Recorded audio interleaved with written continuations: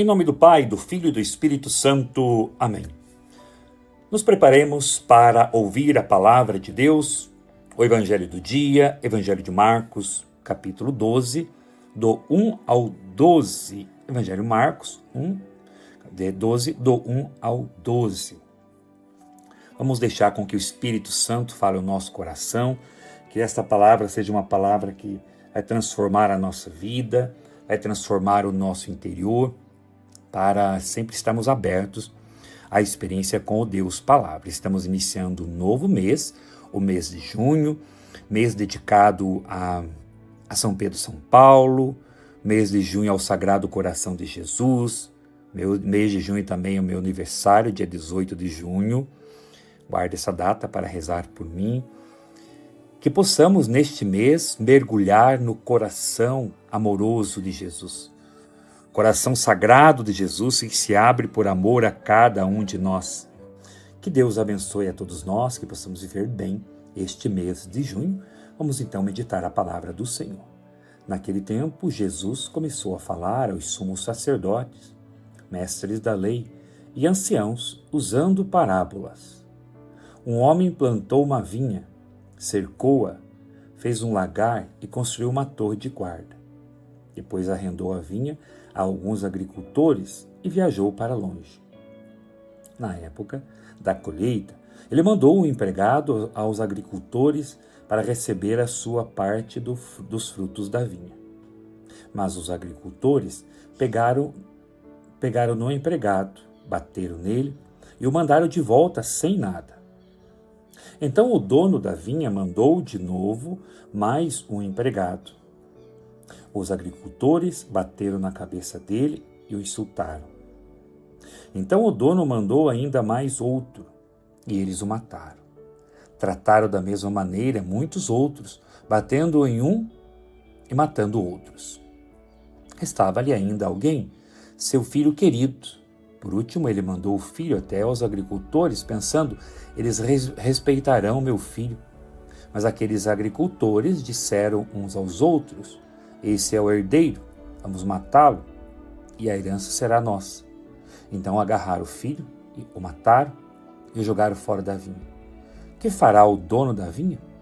Ele virá, destruirá os agricultores e entregará a vinha a outros. Por acaso, não lestes nas Escrituras a pedra que os construtores deixaram de lado, tornou-se a pedra mais importante?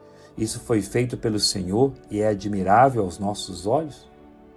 Então os chefes dos judeus procuraram prender Jesus, pois compreenderam que havia contado a parábola para eles.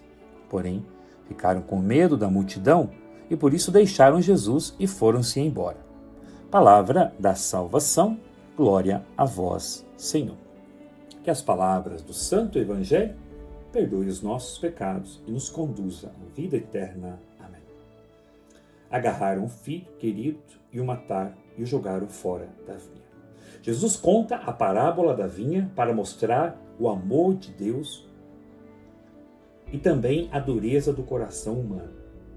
O dono da vinha prepara tudo com cuidado. Ele planta, ele cerca, ele constrói torre, ele protege. Assim também Deus fez conosco, irmãos e irmãs. Nada em nossa vida é por acaso. Há um projeto, um chamado, uma missão. Esses dias, atendendo um jovem, ele me disse que ele tem muita raiva do seu padrasto e da sua mãe, porque a mãe trocou, no caso ele, filho, pelo padrasto, por essa pessoa que ela está junto até hoje. E ele carrega uma mágoa muito grande no coração, até com desejo de morte, principalmente do padrasto, mas uma rejeição, um ódio profundo da mãe. E aí eu perguntei, e hoje você mora com quem? Eu moro com meu pai, com a minha madrasta. Você foi bem acolhido? Muito bem acolhido, amo meu pai. Foi acolhido pela madrasta? Fui muito bem acolhido, a gente se dá super bem. Falei, olha, a gente tem duas formas de olhar para a vida. Olhar ficar guardando mágoa, ódio pelas pessoas que nos rejeitaram, ou olhar para uma outra, ter uma outra visão sobre a situação e perceber, veja, a minha mãe me rejeitou, mas o meu pai me acolheu, a minha madrasta me acolheu. Eu sou amado nesta casa. E mais ainda, eu disse a ele, como diz a palavra, mesmo que a mãe viesse a esquecer do seu filho, Deus jamais se esquece de ti. Porque Deus, Ele tem um chamado, Ele tem um projeto para a nossa vida. E aí eu orientei ele, para que ele também perdoasse essas pessoas, não ficasse preso a essa realidade. E eu falei, você não precisa voltar a conviver com a sua mãe, com o seu padrasto. Perdoe no coração. Uma mãe que abandona, troca o filho por causa de uma outra, por uma pessoa, e uma pessoa que parece que não é uma boa pessoa nem para ela, está num relacionamento tóxico. Então veja, este filho, ele estava preso no abandono da mãe, mas não estava olhando o acolhimento do pai, que é um bom pai. Deus, nada em nossa vida é por acaso. Há um projeto, há um chamado, há uma missão. Usar até mesmo das nossas quedas, das nossas limitações para fazer o bem, para ir além.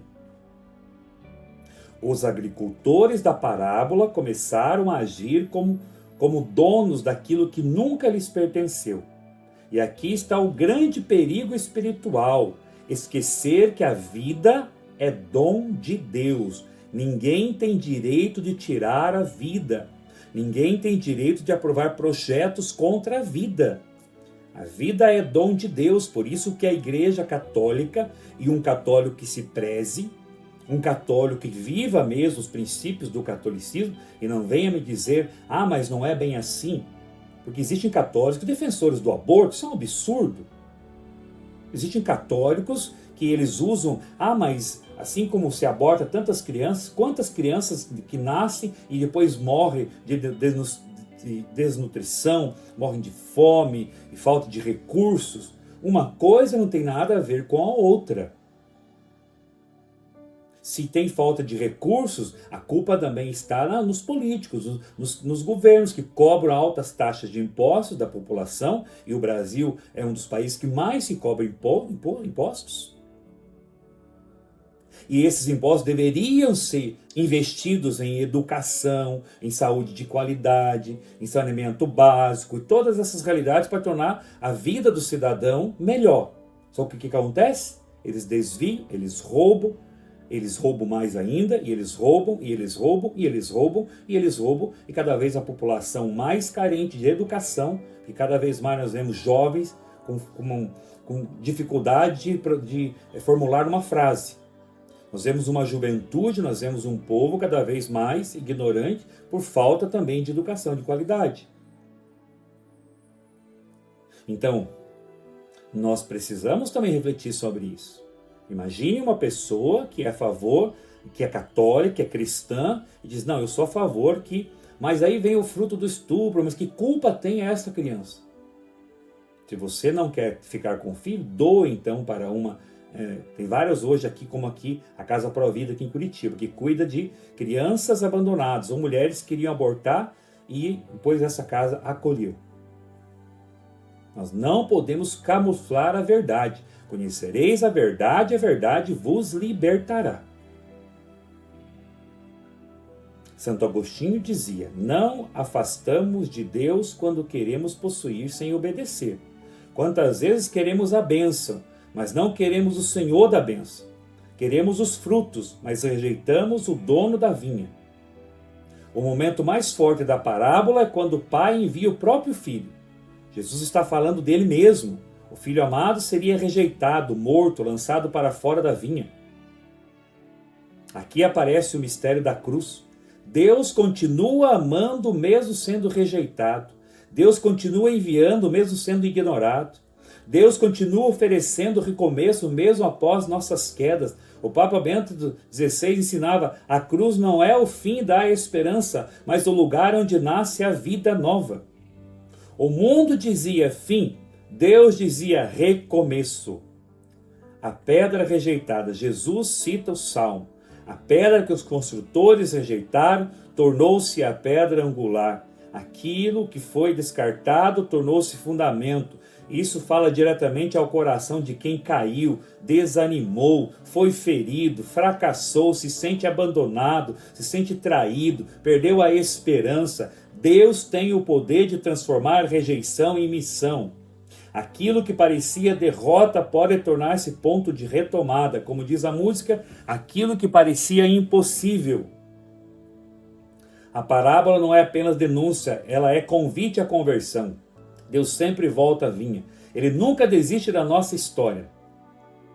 Talvez você está cansado, abandonou a oração, família ferida, emocional abalado, pecados repetitivos, desânimo espiritual, mas hoje o Senhor diz, ainda há tempo de voltar. Retomar é permitir que Deus volte a ser o Senhor da vinha. Volte hoje para o Senhor. Senhor, devolve meu coração da vinha, humilde, fiel e aberto ao recomeço. Enquanto há vida, a graça disponível. Deus reergue aquilo que parecia perdido. Em Deus até a dor pode tornar-se começo novo. Ele foi rejeitado para abrir novamente o caminho da salvação. Quando você coloca Deus em primeiro lugar na sua vida, tudo se torna diferente. E você procura viver também conforme a palavra e a graça de Deus. Sobre você desça e permaneça a bênção do Deus Todo-Poderoso, Pai, Filho e Espírito Santo. Amém. Deus abençoe. Bom início de mês, bom início também de semana. Deus abençoe.